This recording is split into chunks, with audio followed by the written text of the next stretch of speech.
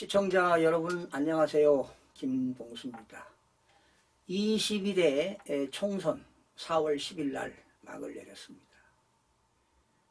후보 중에 당선되신 분들은 얼마나 기쁘시겠습니까? 그러나 탈락이 되신 분들은 마음의 상처가 얼마나 크시겠습니까? 아마 힘든 과정을 거쳤는데요. 지난 선거 기간 동안 13일 동안 정말 고생이 많으셨습니다.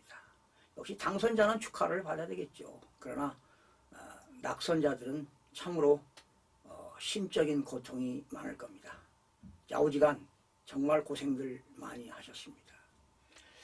자, 지난 20일 때죠. 2000년 4.15 선거 때도 부정선거 논란이 끊임없이 제기된 바 있습니다. 그래서 이번 22대만큼은 국민들의 소중한 한 표, 참정권을 행사하는데 부정투표가 없어야 된다고 강력하게 외친 바 있습니다. 제가 방송도 많이 해드렸지만 칼럼을 소개해드리겠습니다. 제가 지난 2023년 10월 12일자 칼럼입니다. 선거관리위원회 투개표, 해킹, 조작 막아야 한답니다. 여러분들이 네이버에다가 김동수 칼럼 치시고 선거관리위원회 투개표, 해킹, 조작 막아야 한다를 치시면 제 칼럼을 보실 수가 있습니다. 또한 2023년 11월 15일자 신문의 칼럼입니다. 제 칼럼인데요. 제22대 국회의원 선거 투명한 선거 관리 바란답니다. 다시 하겠습니다. 제22대 국회의원 선거 투명한 선거 관리 바란다. 이 칼럼을 쓴 바 있습니다. 또한 2023년 12월 26일 날 칼럼입니다. 한동훈 비대위원장이 등판했죠. 그래서 한동훈 비대위원장에게 바란다 해서 칼럼을 썼는데요. 거기에 역시 22대 총선 부정선거는 없어야 된다. 강력하게 주장한 바 있습니다. 또한 제가 2024년 2월 6일 날 대통령실에 방문해서 부정선거를 다른 여러 가지 제안을 설명해 드렸지만 마지막에도 부정선거를 거론했습니다. 이번만큼은 막아야 된다고 강력하게 외친 바 있습니다. 또한 마지막 칼럼입니다. 2024년 2월 13일 칼럼입니다. 제22대 국회의원 부정선거 근절을 위한 제언입니다. 제22대 국회의원 부정선거 근절을 위한 제언에 대해서 아주 상세한 내용을 칼럼을 쓴 바 있습니다. 이 칼럼은 여러 날에 걸쳐서 심사숙고해서 쓴 칼럼입니다. 여러분, 우리나라 공직선거법에서 158조 3항에는 사전투표가 있습니다. 이 사전투표할 때는 사전투표관에 개인 도장을 찍도록 되어 있습니다. 그래서 이거를 공직선거법 법률대로 국회의원 선거를 해야 된다고 강력하게 외쳤지만 불발이 되고 말았습니다. 한동훈 위원장도 3번에 걸쳐서 사전투표관리관에 도장을 찍어야 된다고 외쳤건만 실행이 되지 않았습니다. 그리고 한동훈 위원장은 이제 부정선거는 없다. 사전투표를 해라. 그리고 253명의 후보들도 당일날 5일날 사전투표 해야 된다. 강력하게 외쳤습니다. 그리고 수개표한다. 부정선거는 없다. 그랬는데 이번 제22대 총선에서도 부정선거가 만연했습니다. 여러분, 부정선거는요, 숫자는 절대로 거짓말을 하지 않습니다. 여러분, 제가 이번 22대 이 수개표를 다 숫자를 확인해 봤습니다. 그런데 사전투표, 관내투표, 관내 사전투표에서 부정선거가 이루어졌다는 것입니다. 어떻게 이루어졌느냐? 사전에 전산조작으로 이루어졌습니다. 전산조작으로. 그러니까 더불어민주당 후보의 표를 더 얹어줬습니다. 더 얹어줬습니다. 적게는 6%, 많게는 12% 더 얹어줬습니다. 이거는 수는 거짓말을 하지 않습니다. 제가 디테일하게 분석을 해드리겠습니다. 여러분들이 고등교육을 받으신 분들은 통계학에서 나오는 대수의 법칙이라는 걸 알 것입니다. 통계학의 대수의 법칙이라는 건 뭐냐?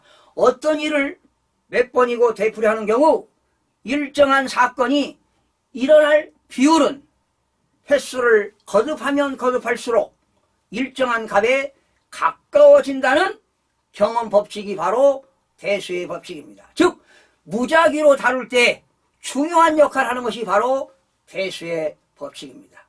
제가 우리나라 이번 22대 선거 후보들의 숫자를 제가 다 확인해 봤습니다. 그런데 부정선거를 안 하는 지역도 있습니다. 그런데 경합지역은 부정선거가 있었다는 사실입니다. 어디에서? 사전투표, 관내투표와 당일날 관내 사전투표와 관내 사전투표에서 부정선거를 저질렀다는 사실입니다. 이거는 중앙선거관리위원회가 부정을 하지 못합니다. 이건 거짓말을 할 수가 없습니다. 숫자는 과학입니다. 제가 지금 흥분하고 있습니다. 이 숫자를 보면서 잠을 이루지 못했습니다. 제가 할 일도 많고 지금 경제도 어려운데 살기도 힘듭니다. 그런데 이거를 해야 되는 건 뭐냐? 국민의 한 사람으로서 대의기관이 이래만 안 된다는 것입니다. 국회의원들 진정한 국민들이 선거를 해서 뽑았는데 그 사람이 당선이 안 되고 엉뚱한 사람이 당선됐다는 건 이건 말이 안 되는 거 아니겠습니까? 너무나도 비참하고 가슴이 미어집니다. 그런데 지난 21대 선거에서 부정선거가 있었다고 황교안 전 국무총리였죠. 그분도 부정선거를 외쳤습니다만. 네? 그리고 또 어느 인천에 출마했던 국회의원 있죠. 그분도 부정선거를 외쳤습니다. 그런데 지금 부정선거가 이루어지게 되면 공직선거법 222조에 의해서 대법원에다가 이의신청할 수가 있습니다. 이의신청은 30일이나 할 수가 있습니다. 이번 후보 중에 용감하고 정말 정의가 넘치는 사람들은 이의신청을 해야 된다고 보는 것입니다. 그런데 몇몇 후보들에게 이의신청을 제기하라고 했더니 그냥 묵살하고 많은 후보들도 있습니다. 참으로 가슴이 아픕니다. 이게 바로 지식인들이 이 통계학의 대수의 법칙을 모른다는 거 아니겠습니까? 실질적으로 중앙선거관리위원회 사이트에 들어가서 개수를 한번 해보시기 바랍니다. 계산을 해보시기 바랍니다. 제가 직접 설명을 드리겠습니다. 여러분, 선거관리위원회가 외부로부터 해킹을 당해서 조작이 됐는지 내부에서 전산 조작을 했는지 그건 알 수가 없습니다. 보지 않았으니까요. 그러나 분명히 선거관리위원회는 범죄 집단이라는 사실을 기억하시기 바랍니다. 이번뿐만 아니라 지난 21대 선거 많은 선거를 했습니다마는 부정선거를 저질렀습니다. 어디에서? 사전투표에서. 그리고 관내 사전투표에서 여러분 부조리를 저질렀다는 사실입니다. 제가 증명을 해드리겠습니다.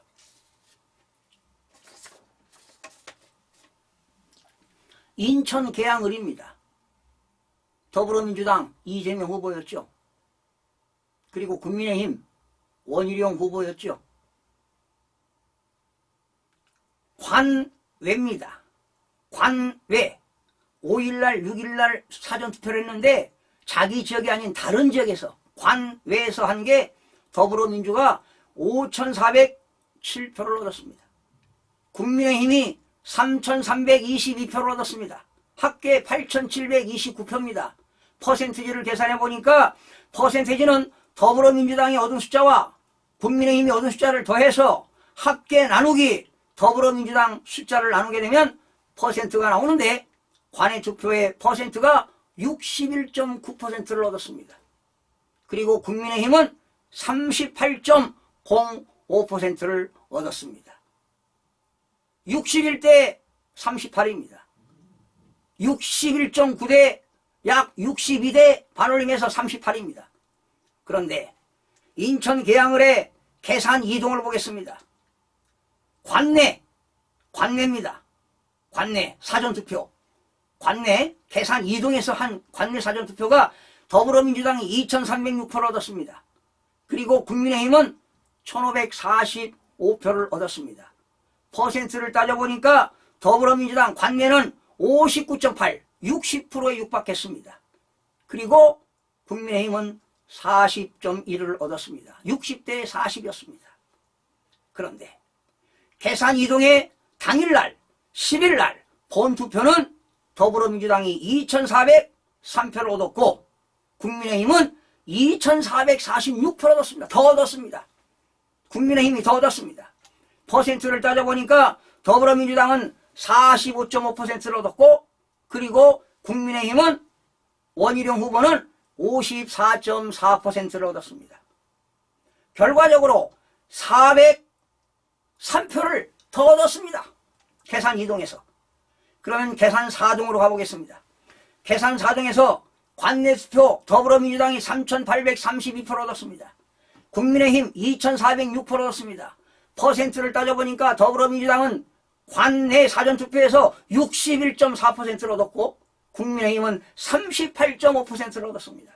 그런데 계산 4동에서 본투표에서는 더불어민주당이 3,616표를 얻었고 국민의힘은 4,039표를 얻었습니다.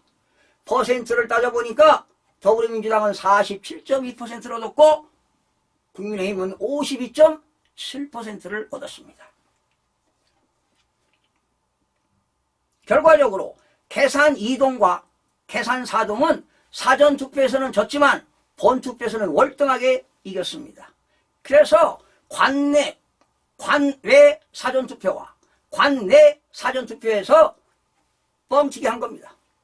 투표를 높인 겁니다. 투표율을. 개표율을 높인 겁니다. 몇 프로? 적게는 6%에서 많게는 12%를 올렸습니다. 정확한 데이터는 또 나올 수 있습니다. 계산은 숫자는 거짓말을 하지 않습니다. 여러분 작전 서운동 살펴보겠습니다. 관내 이재명 후보 2,866표 그리고 원희룡 후보 2,048표입니다.